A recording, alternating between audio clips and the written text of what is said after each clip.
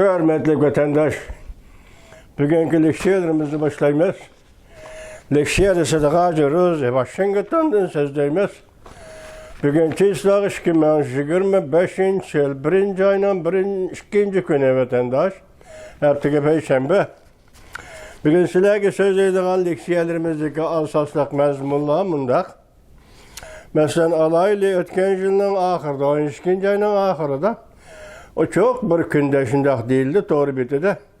Çünkü Kompartiyası işkidanı köreşçi ayrı planını oturgu çıkardı. Bu köreşçi ayrı planının birisinin ismi təxə. Marksi 35 iken vatandaş, 35. Bu münasebet bilen obzorçu Linfi bir parça makale yazdı, onun məzmununu tüyende anlayışlar. İkincisi tünügün 1. ayının 1. günde etqav vaxtıda. 1. ayının 1. günden etqav vaxtıda tuyuqsuz bir tane ayrı plan. Yani avatsiya ayrı planı, avatsiya boğandı mı? Fevkulladı bir tane ayrı plan. Moskova'dan kozulup Peterburg arkalık Amerika Koşmuş Ştatlarının New York şehri düşüp geldi. New York şehirde biraz durup, ondan ayrı plan yanı kozulup Washington'a yetip geldi. Washington'da alazar bir gün yıkı vakit toxtadı. Yani keçti Dallas aeroportu arkalık vataniga, yani Moskva, Rusiyaga qaytib ketdi. Yani bu aeroplan doğrusu xilma-xil qiyasavotlar çıktı. Rusya Kreml yo'q. Kreml. Yo'q, Tashqi ishlar ministrligining bayonotchisi Zakharova, Mariya Zakharova xonim nima dedi? Bu aeroplan odatda diplomatik amaldorlarni almashtirish uchun avatilgan aeroplan dedi. Endi bu qandaq bayonotki diplomatiya amaldorlarini maxsus aeroplan bilan elib keladigan ish bormi yo'qmi? Yani bunday degili bo'lmaydi hozir dünyada. Shunaqa aeroplan bir aeroplan Amerikaga tushdi. Ketdi. Endi biz sizlarga shu vaziyat so'zlagan vaqtimizda mundaq deymiz. Mavzuni ko'rayotganlar avval material sifatida bir ko'ringlar. 2024 yil oxirida Jungo tuyuqsiz o'zgarish yuz berdi. To'xtab turing, bu emasken birinchisi. Shundaqki, tuyuqsiz o'zgarish yuz berdi. Jungo Amerika to'qinishi endi muqimlashdi. Mavzuli xabar 12. ayının 31. günü Erkin Asya Xitoy tili programmasi e'lon qilindi. Xabar bunday başlandı. 2024 yil 12. ayının oxirgi haftasida Jungoliqlar tuyuqsizdi.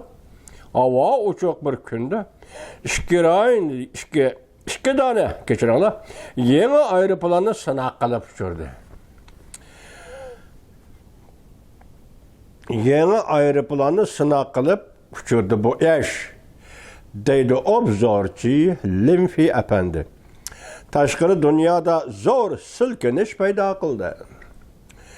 Ve Amerika'nın bu rayonda G'arbiy Tinch okean rayonida texnikada yetakchilik o'rinda turishiga xiris e'lon qilgan bir ish bo'ldi.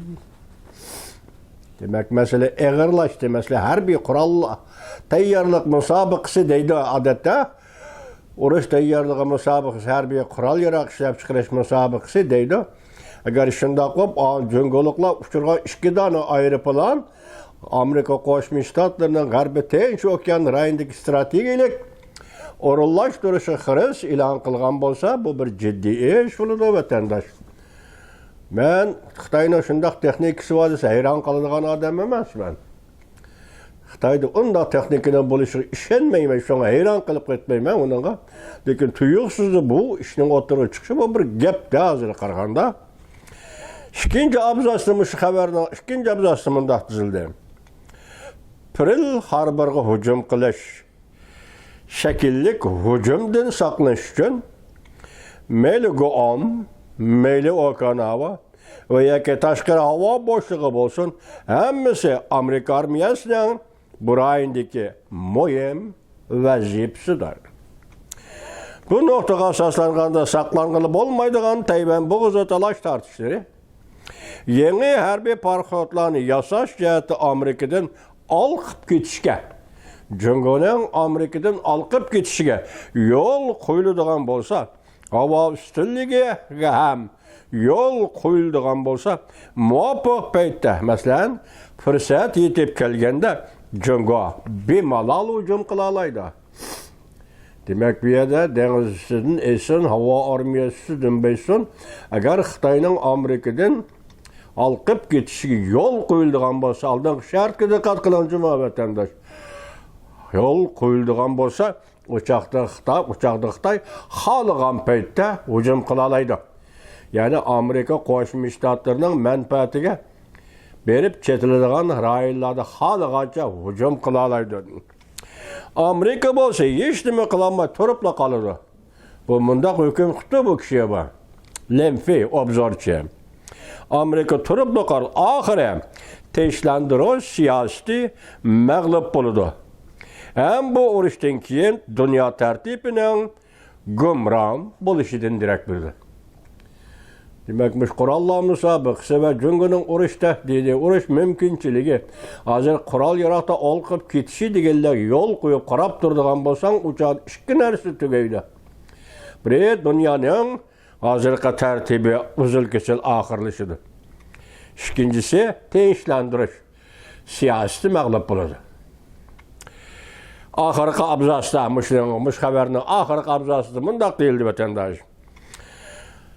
Şunlaşqa 2024-yilning eng oxirgi haftasida Jungoning ikki dona kurashchi aeroplanining osmonga chiqishiga ergishib, G'arbiy Tinch okeani rayonining bexatarlik vaziyatida negizdak o'zgarish paydo bo'ldi.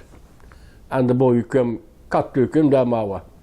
Ikki aeroplanni Jungo yangidan yasab, sinov qilib osmonga chiqardi. Shu munosabat bilan hozir G'arbiy Tinch okean rayonining bexatarlik vaziyatida negizlik o'zgarish yuz berdi. Bu ajoyib gap, vatandosh, mana buni ajoyib gap deymiz. Jungoning ikki aeroplani yil oxirida 2024-yilning yil oxirida oldimizda mana bu yangi yil kirdi. Yana 18 kundan keyin Amerika Qo'shma Shtatlarida Prezident Donald Trump qasam bilan Oqsaroyga kirdi vatandosh. Yana strategik tanqonlik bexatarlik vaziyatida zo'r ilgirlama, zo'r o'zgarish hosil bo'ldi. Bir maydon hozirgacha belgilanmagan Amerika Jungo to'qinishi bu bugun hamda har qanday vaqtga selishtirganda bu to'qinish texmi muqimlashdi.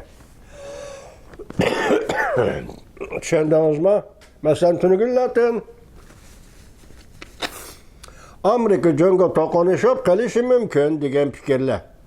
Mümkünlük dairesi içinde 100 birishi mümkün degan fikrlar. Natayin degan fikrlar. Amerika Jungo to'qinishmaydi degan xilma xil fikrlarning hammasi bugungi mush ahvoldan qaraganda, endi bugun Amerika Qo'shma Shtatlaridan Jungo Xalq Jamhuriyati o'rtasidagi to'qinish muqimlashdi. Demak, bu to'qinish 101 deydi Limfiy apandi obzorida. Ana vaziyatda bexatarlik vaziyatida, Osiyo Tinch okean rayonining bexatarlik vaziyatida negizlik o'zgarish paydo bo'ldi. Bir maydon hozirgacha belgilanmagan Amerika Jungo to'qinishi bugun hamda har qanday vaqtga selishtirganda bu to'qinish texama muqimlashdi. Harbiy tayyorliklar musobaqasining yoshirin xatiri dal hozir bir maydon avval mush atadigan real urushqa o'rin bo'shib berdi. Jumlaga diqqat vatandosh. Harbiy tayyorliklar musobaqasining yoshirin xatiri dal hozir bir maydon avval mush atadigan real urushqa o'rin bo'shib berdi. Deb ko'rsatdi obzorchi Limfiy apandi. 5 burjaklik binoning 24-yillik dokladi. Xitoy armiyasi eng zo'r darajada zamon bilish yuzlanyapti. Mavzuliq xabar 12-oyning 24-kuni Erkin Asya Uyghur Til programımız e'lon qilindi. Bu doklad e'lon qilinganda men shunaqa hayron, yoki men o'zim xatolashdim bilmayman vatandosh. Avval birinchi bo'lib bu Xitoy tiliga tarjima qilinishi, tarjima to'liq bo'lishi kerak bundaq dokladning bu qatam Xitoy torbetiri asosligi Vanvi torbeti yoki Amerika ovozi men buni Xitoy tilida berganda mushundaq bir mavzuni, bir abzasni buning ichida bermay qo'ydi vatandosh. Men xato ko'rib qolmaganli bo'lsam bermay qo'ydi. U abzas nima degan bunaqa qarab turing. Doklad e'lon qilindi. 5 burjaklik binoning Xitoy armiyasi haqidagi 2024-yillik harbiy ishlar dokladida Uyg'ur eliga doir Xitoy armiyasining ahvolimi hali kengri yer oldi. Dokladda ko'rsatilishicha Xitoy armiyasi 5 urush rayoniga ayrilgan bo'lib, Uyg'urlar va Tibetlar makonlashgan joylarda cho'ng jihati ularning g'arbiy urush rayoni. Yig'at Tava Uyg'ur elida asosli g'arbiy qism Xitoyning 84-guruh voy armiyasi bo'lib, buningdan boshqa yana ko'plagan tarmoq qismlari mavjud. Xitoy Kompartiyasi izchil bu rayonni eng xatarlik makon deb qarab keldi. Xitoy Kompartiyasi mustamlik Uyg'uristonni eng xatarlik rayon deb qarab keldi. Shu qatorda Uyg'ur elini 3 xil kuchning o'bisi deb bekitgan. Bu Xitoydan naql elib ko'rsatyapti dokladda jumur. Dokladdagi bayonlarda Xitoyning ma'lumotlardan naql elingan holda Xitoy hukumati izchil Xinjiang, Tibet va Tayvan rayonlarini Xitoyning zamin butunligi, bexatarligi va taraqqiyot nishonlari uchun tahdid deb qaraydi. Demak, Xitoy nima deb qaraydi? Tayvan, Tibet, Xinjiang, mustamlik Uyg'uriston Xitoyning taraqqiyotiga xatar elib keladigan rayonlar deb qaraydi. Chunki bu rayonlar haqaçan tashqi dushmanlarning quturitishi bilan mustaqillik talab qiladi yoki mustaqil bo'lishga intiladi. Xitoy hukumati buni hargizmo qabul qilg'ili bo'lmaydigan tahdid deb qaraydi. Deyiladi dokladda. Naql elinib 2023-yil avgustda Xi Jinping Ürümçide ziyareti bolganda İslam dinini Xitoychilashtirish, texmi chunqur amaliylashtirib qonunsuz diniy faoliyatlarni unumli kontrol qilishni amalga oshirish lozim deb ko'rsatma bergan edi. Demak, endi men sizga aytay, mening ko'rish doiram cheklik, men foydalangan materiallar cheklik. Chunki bir shaxs odamman. Hammaga yetishmayman vatandoshim. Hozirgacha har yili Xitoyning harbiy ishlari to'g'risida Amerika Qo'shma Shtatlar davlat mudofaasi to'plab keldi. Bu yil o'zgachilik tarafı shu bo'ldiki, hozir 84-guruh bo'yi armiya hozir Uyg'uristonni kontrol qilib turgan Xitoy mustamlikchi armiyasi to'g'risida to'xtalibdi. Bu yerda 3 masala tilg'anibdi. Bu yerda 3 xil kuch modda bekitibdi Xitoy. Bu yer intayin xatarlik rayonlarda bekitibdi Xitoy. Bu rayonlar har qanday vaqtda mustaqillik talab qildi, ya'ni tashqari kuchning yordami orqali mustaqil bo'lishga intiladi deb. Demak, bu so'zlarning hammasi Xitoy deydigan so'zlar, Xitoy degan so'zlar bugun naql elib Amerika Qo'shma Shtatlar 5 burjaklik binoning dokladida Xitoy armiyasi to'g'risida dokladida mush qarorni qilibdi. Men shuni dedim-ku, material ko'rish doiram cheklik, lekin shunday bo'lsa-mu, burungi dokladlarda bunday gap yo'q edi. Bu yilgi dokladida, o'tgan yilgi dokladida Amerika Qo'shma Shtatlar 5 burjaklik bino, ya'ni Davlat Mudofaa Ministerligi dokladida makon Uyg'uriston Tibet makoni va bu rayonni boshqarayotgan Xitoyning mustamlikchi armiyasi 84-guruh bo'yi armiya.